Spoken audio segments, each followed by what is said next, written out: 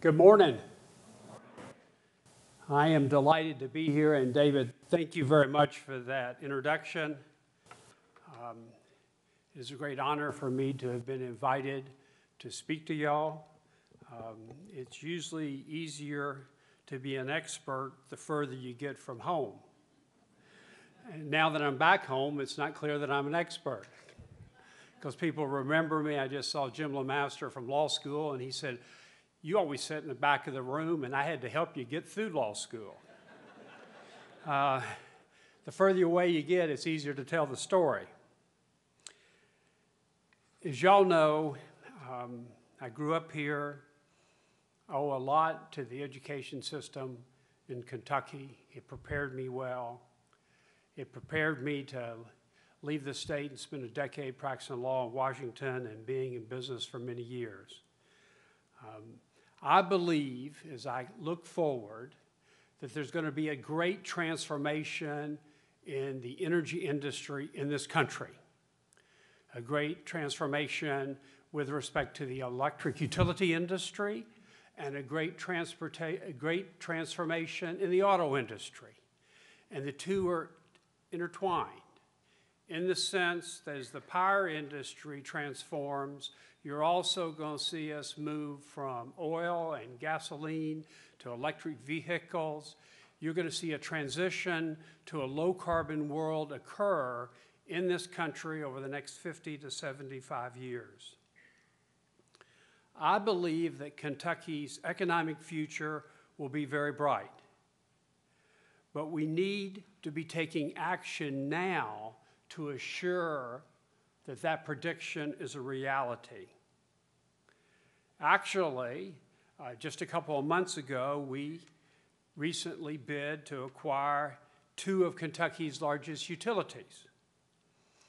We were unsuccessful.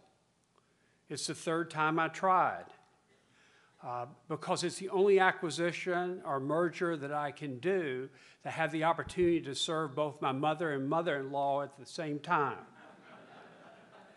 But as I tell people, even though I've been a CEO almost 22 years, I'm still young. I'm not finished yet. I've tried 3 times, and I suspect I'll try again.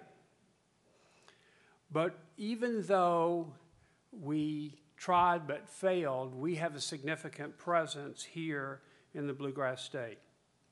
Currently, our operations are limited to the northern part of the state. Near Cincinnati, we provide electricity to about 130,000 customers. We provide natural gas to 100,000 customers. As we all know, coal is very important to Kentucky's economy. In this country, more than 50% of the electricity comes from coal. It's much higher here in Kentucky. Coal is also very important to Duke. In fact, about 70% of our generation comes from coal, and that makes us the 3rd largest consumer of coal in the U.S. And today, we're the only utility in America that's building 2 coal-fired plants. One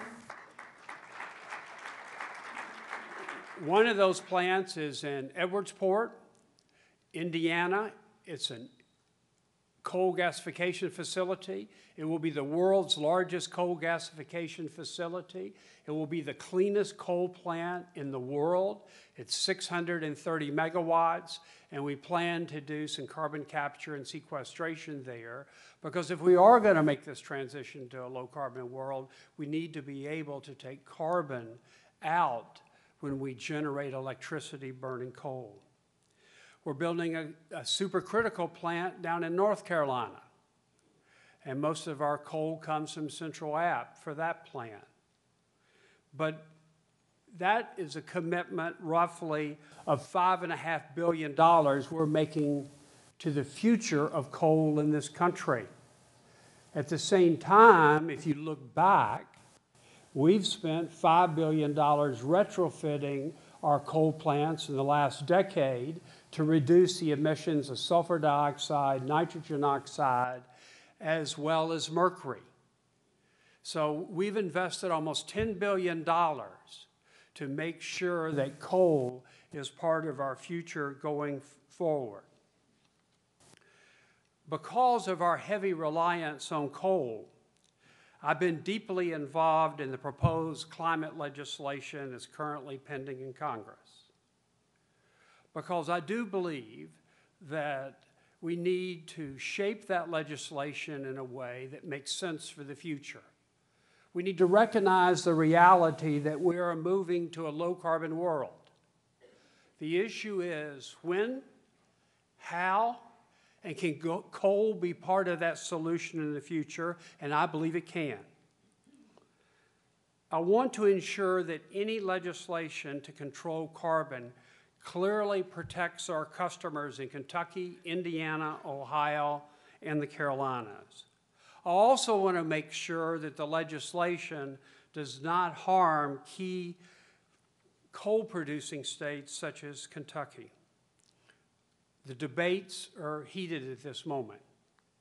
In fact, I didn't get here till shortly before midnight last night because I was in Washington in meetings trying to kind of work our way through. There's a very low probability that legislation will pass this year, but nonetheless, I want to be there. And I want to be part of the discussion because having practiced law for 10 years in Washington, I learned a lesson. If you're not at the table, you're going to find yourself on the menu. And I want to make sure that we are not on the menu when it comes to making this transition. But even if Congress fails to pass legislation, the Supreme Court has mandated that the EPA regulate CO2. And so again, it's very important to make sure we're prepared for that future. We're committed, as I said, to retaining coal as part of our diversified mix. That's why we are actively engaged in research to burn coal more cleanly and potentially capture its carbon emissions.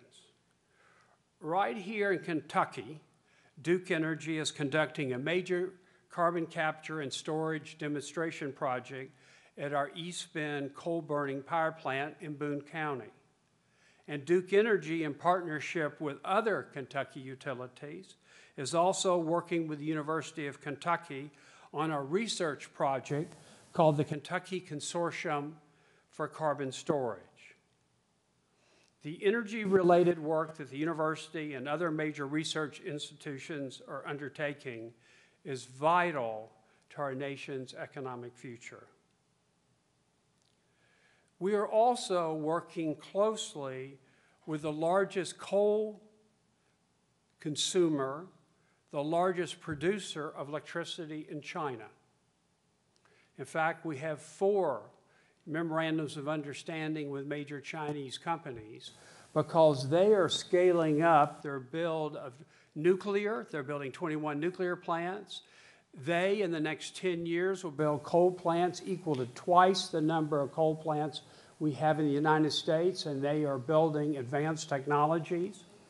They are they're the leader in the world in solar panel production, wind turbine production, and I believe in the infrastructure business, I want to be working side by side as they deploy this technology because the real gains come in productivity and lowering the cost of deployment when you scale it up.